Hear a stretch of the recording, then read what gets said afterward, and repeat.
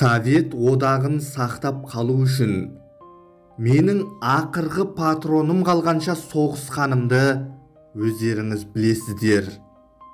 Нұрсұлтан Назарбаев.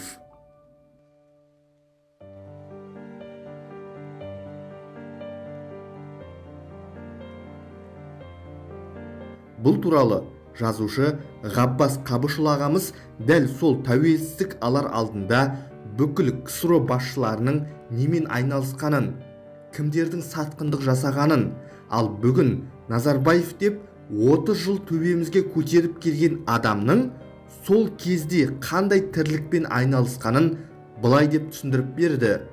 Жазушы ағамыздың сөзінен үзінді келтірейік. 1991 жыл желтоқсан айының 7 күні Беларусьтың ұлттық паркі Беловеж қорығы, мемлекет басшыларының сондағы демалыс орталығы Викули. Осында Ресейдің билік иесі Ельцин, Украинаның билік иесі Кравчук, Беларусь билік иесі Шушкевич нөкерлерімен жиналып, шүйіркелесіп, 8 күні Совет одағы ыдыратылғанын ресми түрде жариялады. Келісімге қол қойылысымен Ельцин ақш президенті Бушқа телефон соғып батасын алды. Шушкевич КСРО президенті Горбачевтан сүйінші сұрады. Бұл оқиғаның ұзын ырғасын айтқан сұхбатында Шушкевич былай деді: келіссөзге Қазақстан президенті Назарбаевты қатыстыруды жөн көрдік де, досы Ельцин оны телефонмен іздестіріп, тауып алып, бізге қосылуға шақырды. Нұрсұлтан, кел, біз мұнда маңызды мәселелерді шешпекшіміз деді. Дауыс күшейткішпен сөйлесті, біз естіп отырмыз. Назарбаев: я, барамын, ұшаққа жанармай құйып жатыр, қазір ұшамын, жетемін деді. Ол бізге келген жоқ, Горбачевқа барды. Ол жалпы жағдайдан хабардар еді. Біздің бе, Горбачевтың ба, қайсымыздың жығарымызды болжай алмай сасқан. Михаил Сергеевич оны қайткенде өзіне қаратып алуды көздеді. Жеңген күнде тұтқындағы Анатолий Лукьяновтың орнына КСРО жоғары кеңесінің төрағасы етуге уәде беріпті.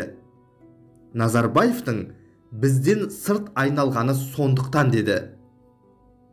КСРО құрамындағы республикалар ең алдымен Балтық бойындағы, одан соң Кавказ өңіріндегі кешегі одақтастар дербестік алуға кірісті. Горбачев суверенитет қанша керек болса сонша ала беріңдер деген. Ол Ельциндер жобалаған тәуелсіз елдер достастығы құптағанында кейін бәрін қайтадан жиып алып, тәуелсіз мемлекеттер одағын құрып алуды ойлаған көрінеді. Пиғылдас Назарбаевтың оған сенуден, дәмелі лауазымын күтуден күдері үзілсе керек. Ақырында дербестікті амалсыз ең соңында алды. 1993-1994 жылдары Комсомольская правда газетінің тілшімен сұхбатында: тәуелсіздікті басқалар алып жатқан соң біз де алдық десе, Мәскеудің мемлекеттік университетіндегі кездесуінде Совет одағын сақтап қалу үшін менің ақырғы патроным қалғанша соғысқанымды өздеріңіз білесіздер деді. Біздің жоғары кеңес төрағасы Серікболсын Әбділдин 1991 жылы желтоқсан айының 23 күнгі қаулысымен республикамыздың тәуелсіздігін жариялады. Алайда көп ұзамай желтоқсанның 16 күні Қазақстанның тәуелсіздік күні болып белгіленді. Естуімізше, ол өзгеріс Назарбаевтың ұсынуымен жасалыпты. Кейбіреулердің айтуынша, Алматыда 1986 жылы желтоқсан оқиғасы басталған күнді есте сақтау ойластырылған.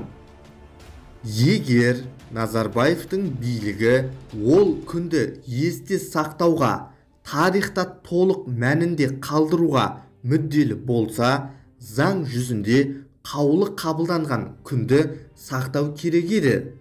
Меніңше, керісінше, өздері де кінәлі қанды оқиға күндерін көлеңкелеу үшін оған тәуелсіздік күнін апарып жапсырды. Солай екеніне жастарымыздың ол қимылына ресми дұрыс баға әлі күнге берілмегені дәлел. Сондай-ақ Назарбаев кейінде біз тәуелсіздікті ата жолымен алдық, ақылмен алдық деп шықты. Ата жолымыз Беловеж қорығынан басталған болды ғой. Ақыл Горбачевтың уәдесі екен ғой. Нұрекеңнің бұлайша нақыл болып кеткен сөздері жеткілікті. Таққа отырысымен Қазақстанда шекара болмады, бүгінгі шекарасында мемлекет болған жоқ дегеннің өзі не тұрады? Қазақстанның тарихы 1991 жылдан басталды деу керек. Қазақта пәлен батыр, би, әулие болғаны бекер, аңыз сөз. Өз күніңді өзің көр. Бай болады, кедей болады. Ағылшын тілін меңгермей Қазақстанда ұлттық прогресс болмайды. Микрокредит ал да, 2 сиыр сатып ал, өзіңді өзің асыра дегендер ше. Ол ел билігінің тізгін шылбырын қолына алған 1991 жылдан бері жазып шығарған 102 кітабында, ол туралы жазылған 172 кітапта қанша нақыл барын білмеймін, білгім келмейді деген болатын. Ойлап қарасақ, қалайық, шекарамыз шегенделді деп тақылдап айтып келе жатқан биліктің сол шекараны бекітерде Өзбекстан, Ресей сияқты көршілерімізге қаншама қазақтың ата қонысы болған жерлері кетіп қалғанын кезінде талай ұлтшанды ағаларымыз ашық айтқан болатын. Алайда билікке қарсы шыққандардың күні не болғанын өздеріңіз де білесіздер.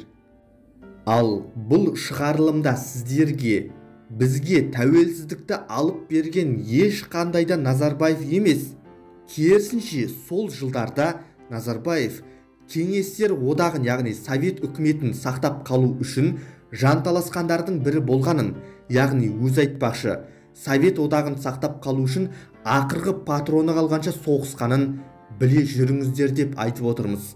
Желтоқсанда алаңға шығып қаны төгілген талай қазақтың ұл-қыздарының тарихи бағасын әділ берсін деп биліктің ойдан құрастырған желтоқсан туралы ертегісіне алданбасын деп осы видеоны ұсынып отырмыз. Сол желтоқсанда алаңда талай жастар қудаланып жатқанда, бүгінде, күні бүгінге дейін билік басында отырған қаншама басшылардың сол кезде немен айналысқаны туралы айтылар құпия тарих әлі күнге дейін ашылмай архивтерде жатқанын біле жүріңіздер.